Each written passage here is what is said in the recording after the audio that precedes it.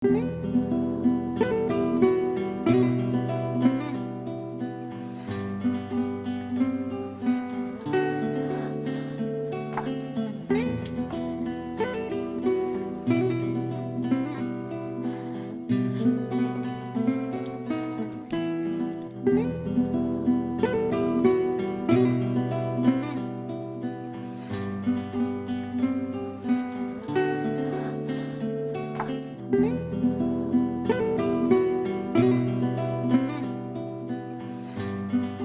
حبوبات ديالي، اليوم ان شاء الله غنشارك معكم روتين الشعر ديالي.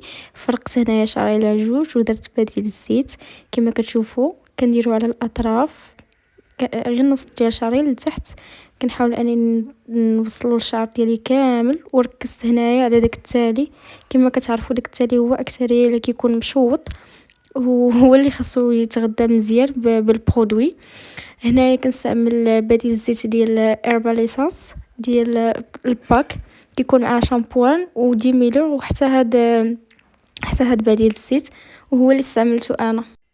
كما كتشوفوا كنحاول نابليكيه في الشعر مزيان. كل ما ابليكيتو كيكون احسن، كيزيد انه يرطب ليا الشعر. هانتوما، وكنحاول انني ندهن حتى الزغبه مزيان ونهبطها بحال هكا على هاد الشكل هذا. هنا جبت المشطه وحاولت انني نمشط التالي ديال الشعر غير بشويه بحال هكا، وكنحاول انني نمشط من التحت للفوق بشويه باش ما تكردنش الزغبه بحال هكا بشويه بشويه. ما ديوش على الفيديو راه مزرب، ولكن في الحقيقه راه كنمشط غير بشويه باش نحاول على الشعر ديالي، ونحاول حتى على الزغبه، خصوصا الناس اللي عندهم الزغبه رقيقه بحالي يمشطوا غير بشويه. ها نتوما شفتوا بحال هكا.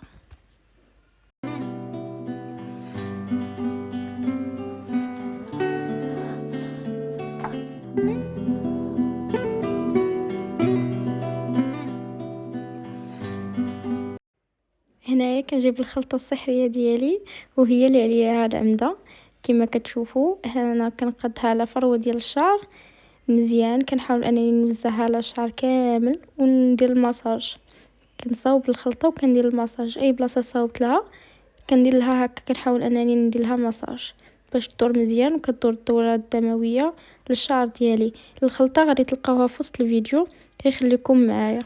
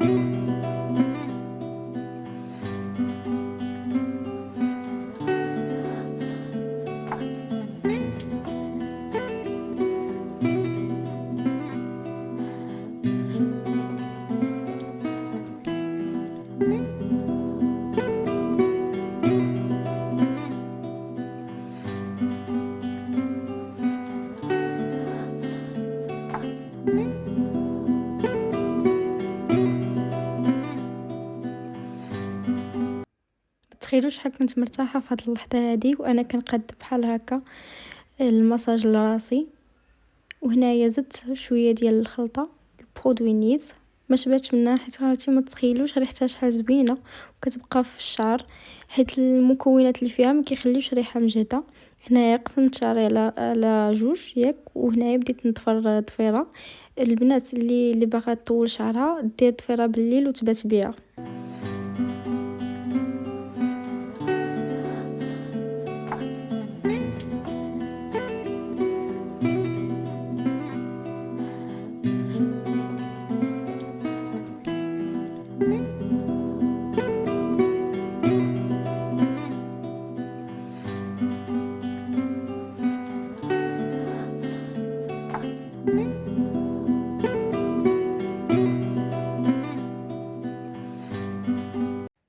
كما كتشوفوا هنايا ساليت الجهه الاولى وغنمشي للجهه الثانيه.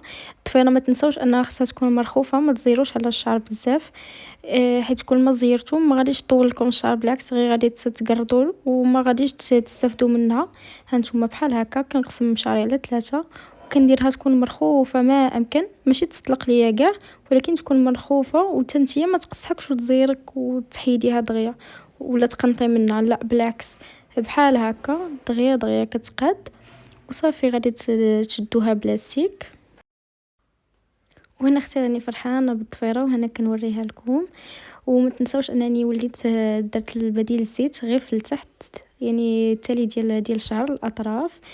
البنات انا ديما حتى فاش كنلقى هكا شعري نشف بزاف من التحت كندير بديل الزيت بحال هكا وكنخليه الليل كامل لغدا كنلقاه رطاب ونزل، مبقاش هكاك حرش ولا مشوك.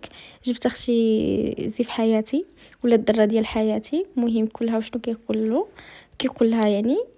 وهنايا هاني درتها معكم يا اختي، يا الزين يا اختي يا اختي. شكر راسو راه داز من انا وكيسلم عليكم. هنا زيت الماء الورد والعكر الفاسي، شريتهم من سوق الحنه اللي كاين في فاس في المدينه القديمه. راكم عارفين الطريقه ديالو، كديري شويه ياك ولا الماء العادي بحال هكا كيعطي اللون دغيا دغيا.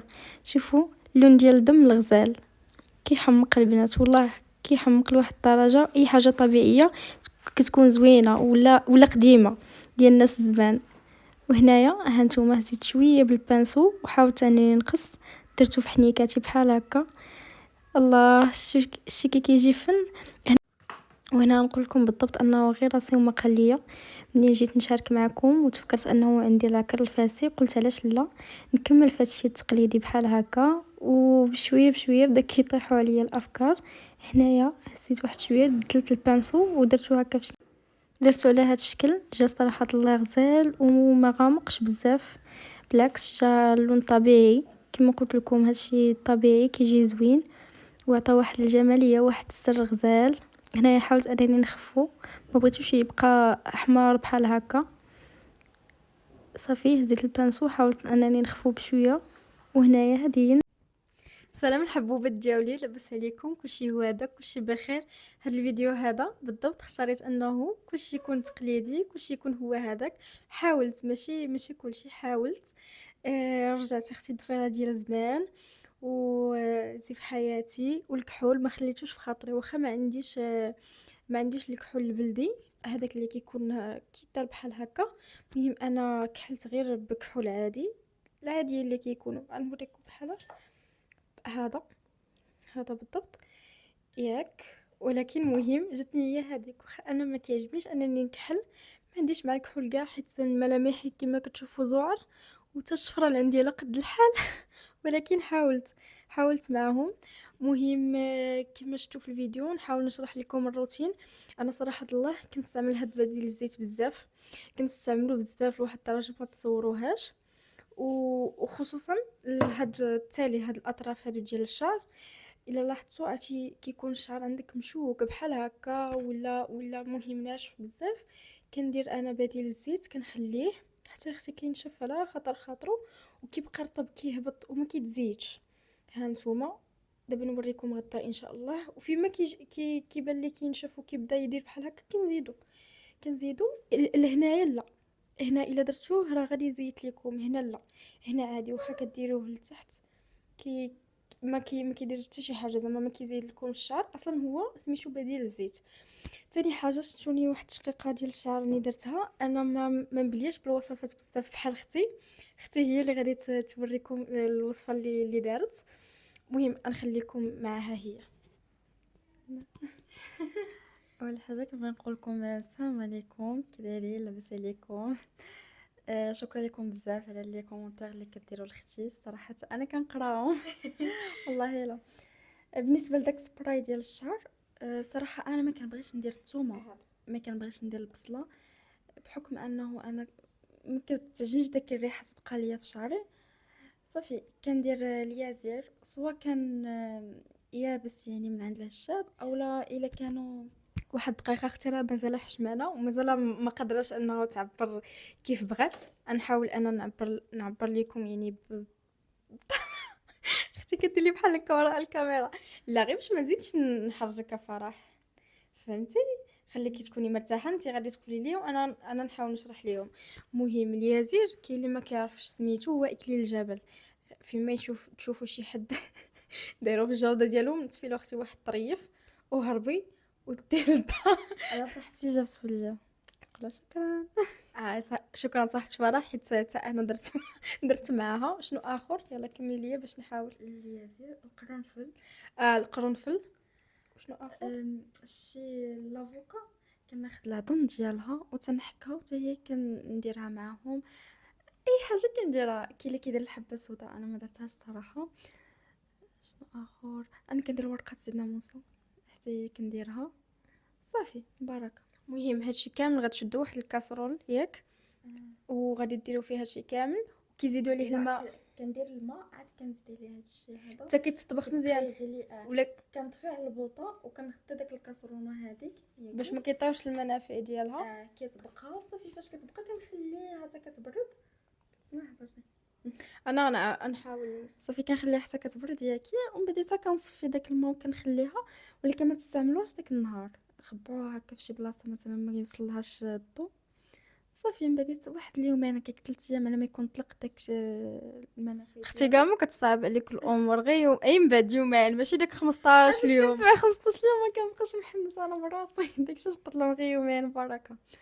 صافي وكتبقاي تستعمليها كسبراي لشعرك. وفاش تكوني كديرها ديري بحال واحد الماساج لشعرك باش الشعر بحال اللي شفتو معايا في الفيديو، يعني كتبقاي هكا كتماسي بشويه بشويه، كديري المساج للفروه ديال الشعر وكدور في الشعر. صراحه زوينه بزاف. مهم البنات، انا نولي نعاود الوصفه حيت وقيله دوخناكم.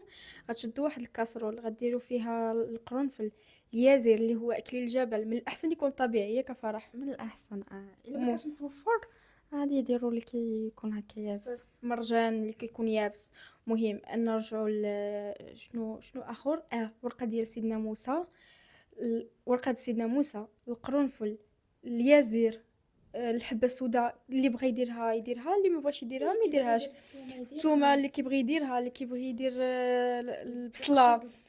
المهم هادشي كامل انك توجد داك الريحه هو اللي ما يديرهاش صراحه. فهمتي؟ كتبقى اوفر شويه في اما هذا ما كتبانش كاع داك الريحه، ما كتبقاش. ما تخافوش خبركم. وكانت كتوصل الريحه والله حتى غادي تفهموني بصح ريحته زوينه. انا براسي ما عنديش مع داك اللي كيطلق هكا. انا هادشي كاع ما كنديروش بزاف، زعما انا ندير الوصفات، ولكن ملي كديرهم اختي كنديرهم معاها حتى انا. فن عطي غير ريحه القرنفل. المهم نوليو نعاودو اليازير اللي هو اكليل الجبل، القرنفل، ورقه سيدنا موسى، ورقه قرنفل، ورقه سيدنا موسى، لافوكا ديك العظم ديالها. العظم د لافوكا كتشديه وكتحكيها اختي مزيان، تبردي فيه غدا يدك وغديريه في الوصفه. غتشدي كاسرول، غتشدي الكاسرول، غادي ديري فيه هاد المكونات كاملين، غديري الماء وتخليه يغلي مزيان حتى غيسالي، وغادي تغطيه باش ما يطرناش داك الزيوت المنافع ديال هادشي كامل حتى يبرد. وغديريه لنا فشي قريعه، تخليه واحد اليومين في الظلام، ما يشوفوهش، ما تشوفوش الشمس وما يشوفوش الضوء.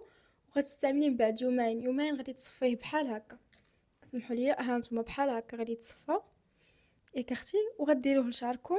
غادي تبيتوا به ليله كامله، ولا غدا غتمشيو دوشوا. وما تخافوش الناس اللي غادي يديروا بحالنا حنايا، ما تخافوش من الريحه، بالعكس الريحه كتكون زوينه بزاف. ماشي ضروري يباتوا به. مثلا انا شبه المرات واخا كنخرج من الحمام وكنديروا انا ما غتبقاليش الريحه شعري، عاد كنشف شعري بشوشور، يعني ماشي مشكل. مهم ماشي مشكل بالحق. انا كنفضل باش الناس ما تعقدش عليهم مورا الدوش. هذيك الليله اللي اختي غتمشي للحمام وتكوني متحمسه ليها، تشققي شعرك مزيان، ديريه مساج، تنعسي ترتاحي، ولا غدا سري للحمام مزيانه مرتاحه. خصوصا الناس اللي باغيين يديروا معاه البصله والثومه، غير هما حاولوا يعني تشلوا شعركم مزيان وصافي. هادشي اللي كاين بالنسبه للناس اللي باغيين ابدا. الناس اللي باغيين اللون ديال الشعر، الصباغه اللي كانت عندي من قبل. انا كنت اول صباغه درت في شعري هي باليت، اختاريت الرقم التالي هو 10. يعني الا بغيتو يجيكم زهر بالحق، ما غاديش يخرج لكم داك الزهوريه اللي كانت عندي من اول مره. خاصكم فهمتي تفتح بدرجات بدرجات. ولكن انا كنت ديما كندير 10 في كل مره كانت كتعاود الصباغه، كنت كتزيد تفتح ليا. وانا كنصيحه، انا ما كنتش كنصبغ كل ساعه ولا كيبانوا لي غاسين، لا كنت كنصبغ من عام لعام. داكشي علاش مازال الحمد لله محافظه على شعري. هانتوما شتو شتي اختي، مازال يعني داكشي علاش مازال محافظه واحد شويه. وراه العام اللي فات كان لتحت تشوط ليا، عييت بالزبده، عييت بهذا بديل الزيت والو. قطعته، داكشي علاش البنات قطعوا شي شويه. انا قطعت بزاف حتى اضطريت انني نقطع حتى لهنايا، ولكن في ظرف عام اللهم لك الحمد ولا طوال ورجع للطول ديالو اللي كان في الاول. ومازال كنعتني به. والناس اللي دايرين لي مش نعطيكم نصيحه من ذهب. انا من قبل كانت بنت عمي كوافوره، وكانت كتقولها ليا يعني تشدي الزبده، ماشي ضروري تسلطرها، لا غير الزبده العاديه قبل ما تدخلي للحمام تمشطي شعرك وديري ليه الزبده من تحت هكا، ديري ليه الزبده مزيان وتدخلي للحمام تماصي هكا مزيان شعرك وتغسليه صافي. كي كيرطاب لما شويه مجهده على الشعر، ماشي بحال الصبايغ، ولكن كتنفعو بزاف. مهم انا حد هنايا الفيديو ديالي كيتسالى. السلام عليكم، تهلاو ليا في راسكم. وان شاء الله قريبا غادي نبدل حتى انا اللون ديال الصباغه ديال شعري. وغادي نقول لكم اول مره غادي تكون تقريبا صباغه في صباغه، يعني ما بيناتهمش طول بزاف طول المده. سلام الحبوبات ديالي، اليوم نهار جديد وغادي نكمل معاكم. كما شفتوا هاني دوشت وغادي نوريكم الريزولطا. لقيتوني دابا غادي نشف شعري بالوان ستيب. ها هي، خليكم معايا. هي هذه غنشف شعري عادي. بطبيعه الحال غندير داك بديل الزيت.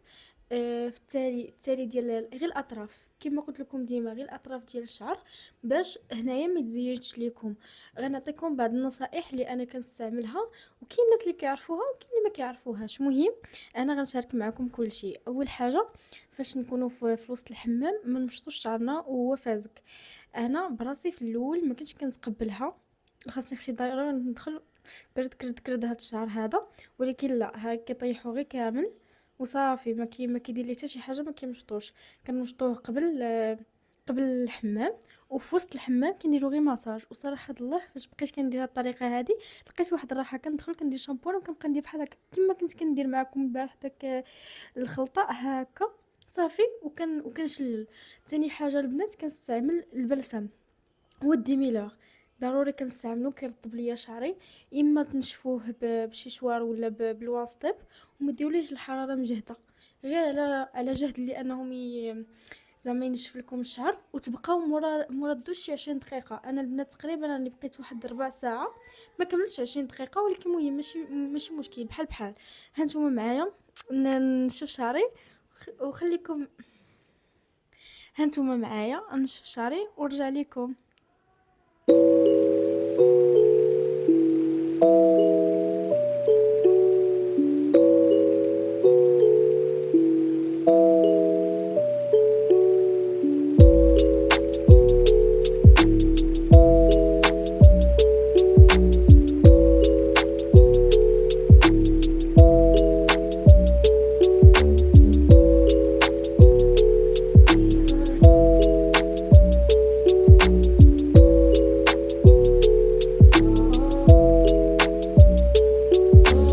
It helps the speaker lead his audience into the scene he described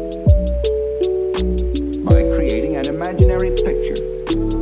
Usually it's something that moves.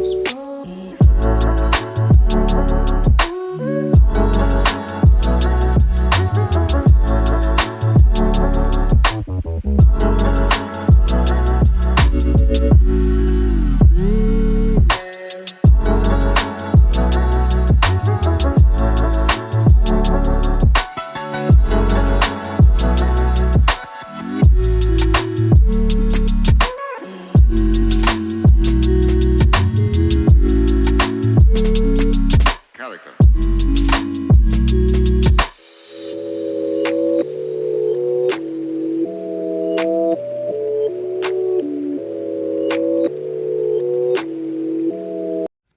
المهم هانتوما كيما كتشوفوا البنات ساليت هاد النص هذا شوفوا تبارك الله. بقات لي هاد لابارتي هادي وغادي وتا هادي غنفرقها وغتشوفوني كيفاش غنخدمها باش تعطيني لقدام هكا بومبي، فهمتوني؟ المهم خليكم معايا.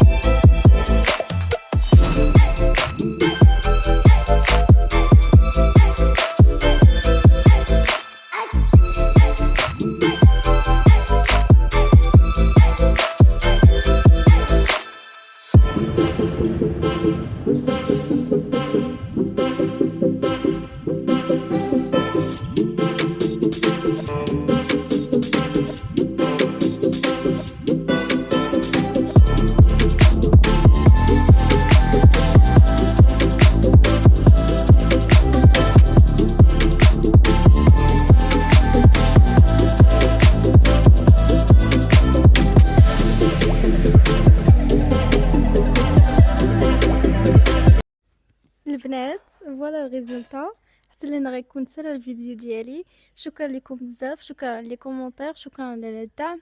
خليتكم على خير، نتلاقاو في فيديو جديد. السلام عليكم.